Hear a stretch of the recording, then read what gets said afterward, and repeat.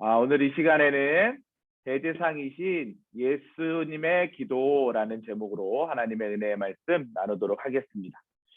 오늘 본문 말씀 요한복음 17장 1절부터 26절까지는 대제사장적 기도라고 하는 아주 장문의 기도문입니다. 이제 예수님이 십자가에 달려 돌아가시기가 얼마 남지 않았습니다.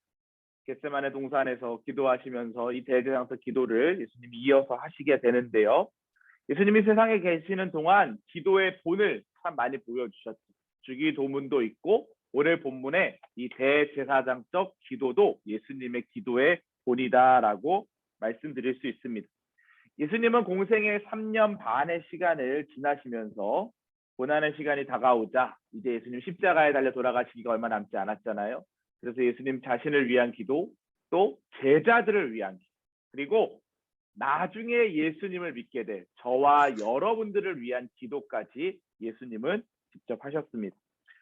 오늘 본문을 통해서 우리는 세 가지 포인트를 살펴볼 수 있는데요. 첫 번째는 영광을 돌리기 위한 기도를 예수님이 하셨다라는 것이고, 두 번째는 제자들의 안전과 성화를 위한 기도, 세 번째는 장차 믿게 될, 그러니까 저와 우리 사랑하는 성도님들을 위한 기도도 예수님이 미리 하셨다라는 것이 얼마나 큰 은혜인 줄 모릅니다.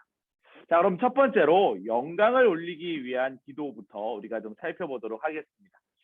아버지께서 아들에게 주신 모든 사람에게 뭐를 주게 하시려고? 영생이죠. 영생을 주게 하시려고 만민을 다스리는 권세를 아들에게 주셨다라고 기록되어 있습니다. 십자가 고난을 앞둔 예수님은 아버지께 자신을 영화롭게 해달라고 기도하셨어요.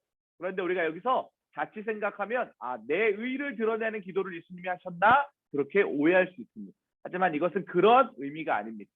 이 기도는 대제사장의 직책을 가진 예수님이 세상을 구원할 사역을 완성하기 위해서, 그리고 그 완성을 통해서 아버지 하나님께 영광을 돌릴 수 있게 해달라는 기도였습니다.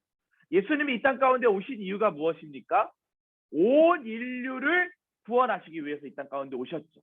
그래서 그것을 위해서 기도함으로 말미암아 그 구원 역사가 이루어질 때 하나님 아버지께 영광을 돌리게 해달라는 그런 기도를 했다라는 것입니다. 예수님은 하나님 아버지께서 자신에게 만민을 다스릴 수 있는 권세를 주신 이유를 분명히 알고 계셨다라는 거예요. 그리고 그 모든 권세는 어디에서 완성되는 거예요? 우리가 사순절을 보내고 있죠? 바로 십자가다라는 것입니다. 십자가의 도가 멸망하는 자들에게는 미련한 것이지만 하나님을 믿는 우리에게는 하나님의 능력이다. 그 의미는 무엇입니까?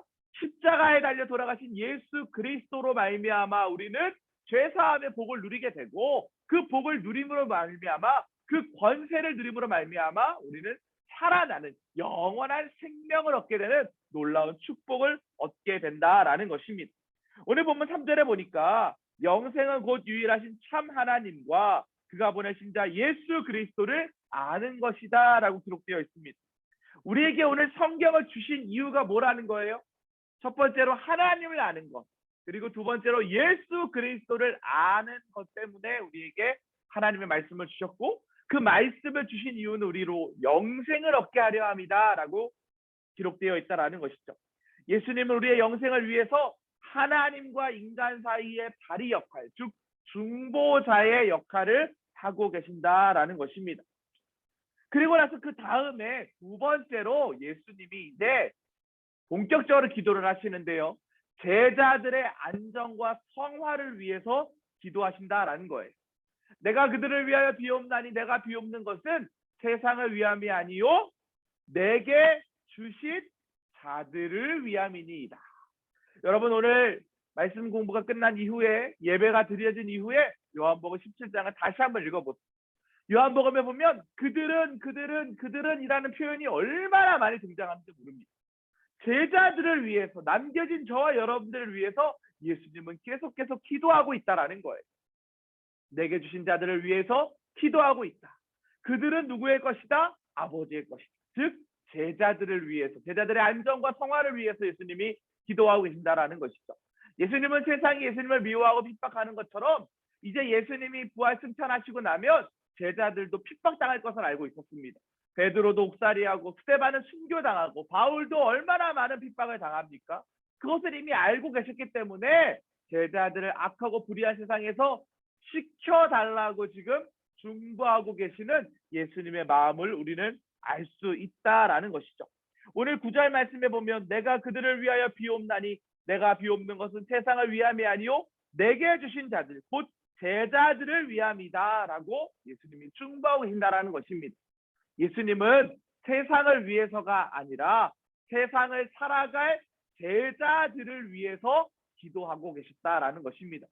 제자들이 세상을 살아가면서 득을 보고 살기보다는 세상 속에서 우리 예수님이 보여주신 모범을 쫓아 그분의 거룩처럼, 그분의 사랑처럼, 그분의 행함처럼 살기를 원하셨다라는 것입니다. 그렇기 때문에 예수님은 제자들을 위해서 중보기도 하고 계셨다라는 것이죠.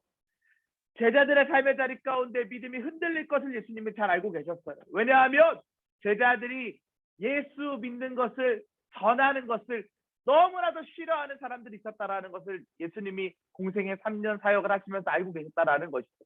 악인들이 있다라는 것을 알고 있었어요. 핍박하고 고난당하는 이들이 분명히 있을 것이라는 것을 예수님이 알고 계셨기 때문에 그 제자들을 위해서 예수님이 기도하고 계셨다라는 것입니다. 그러면서도 한 가지 더 강조하는 것은 예수님은 그 핍박의 상황을 넉넉히 이겨내라, 승리해라. 그 고난의 길, 그 십자가의 길이 결국 승리의 길이다라는 것을 제자들을 위한 중보 기도를 통해서 우리에게 교훈하고 계신다라는 것입니다. 마지막 세 번째는 저와 우리 성도님들을 위한 은혜의 기도입니다. 장차 믿게 될 성도들. 예수님은요, 마지막 이제 십자가에 달려 돌아가시기 전까지 우리들을 기억하셨다라는 게 얼마나 큰 은혜인 줄 모릅니다. 아버지요, 아버지께서 내 안에, 내가 아버지 안에 있는 것 같이 그들도 다 뭐가 돼요? 하나가 돼요. 저와 여러분들이 예수 그리스도와 하나가 되어 하나님과 하나가 되어 우리 안에 있게 하사 세상으로 아버지께서 나를 보내신 것을 믿게 하옵소서. 너희가 내 말에 거하고 내 말이 너희 안에 거하며 무엇이든지 원하는 대로 구하라. 그리하면 이루리라. 우리는 이미 예수님의 대제사장적 중보 기도를 통해 주님과 하나 된 사람들인 줄 믿으시기 바랍니다. 하나님은 모든 사람이 구원을 받으며 진리를 아는 데까지 이르시기를 원하십니다. 진리 안에 거할 때 자유케 된다는 것을 예수님은 잘 알고 계셨어요. 예수님은 하나님이 자신을 사랑하신 것처럼 장차 믿게 될 저와 여러분들 모든 성도님들이 그 사랑을 받기를 원하셨다라는 것. 그리고 그 사랑을 받은 우리가 하나님 나라의 백성 되기를 원하셨다라는 것입니다. 오늘 본문 20절에 보니까 내가 비옵는 것은 이 사람들만을 위한 것이 아니다. 또 그들의 말로 말미암아 나를 믿는 사람들도 위함이니. 제자들을 위해서도 기도하셨잖아요. 그리고 그 제자들이 이제 뭘 하겠어요? 복음을 전하겠어. 그 제자들이 복음을 전하면서 초대교회가 세워지고 다양한 신약성경의 교회들이 세워질 때마다 예수 믿는 사람들이 늘어날 것 아닙니까? 그들을 위해서도 예수님이 미리 기도하셨다라는 거예요.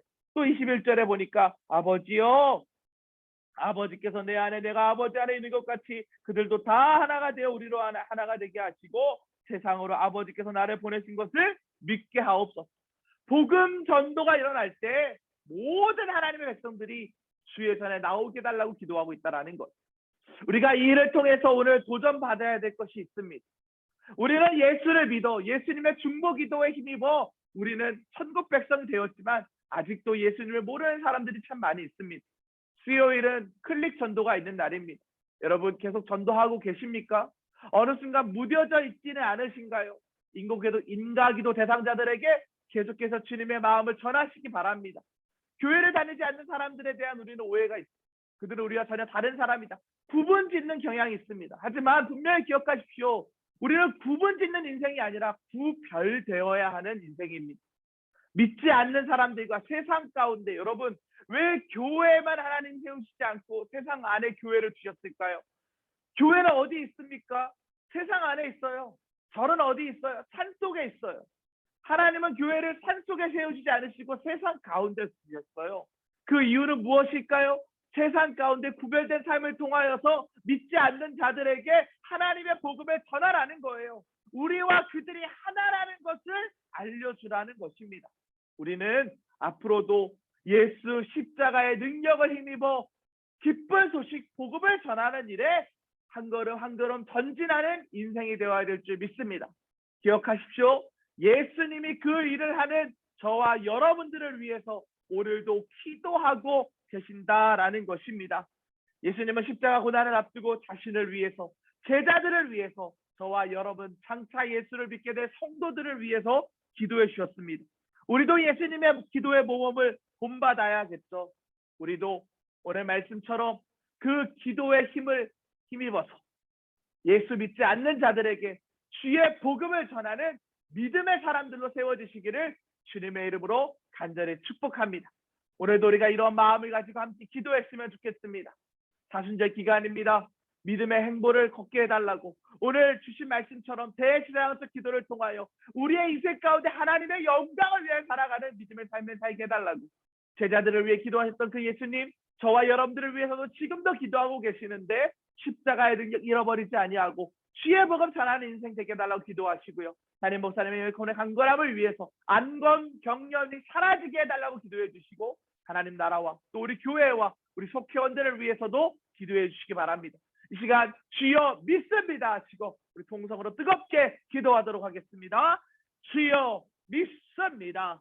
하나님 아버지 감사합니다. 오늘도 대제사장적 기도를 통하여서 하나님 앞에 우리가 말씀의 교훈을 얻습니다.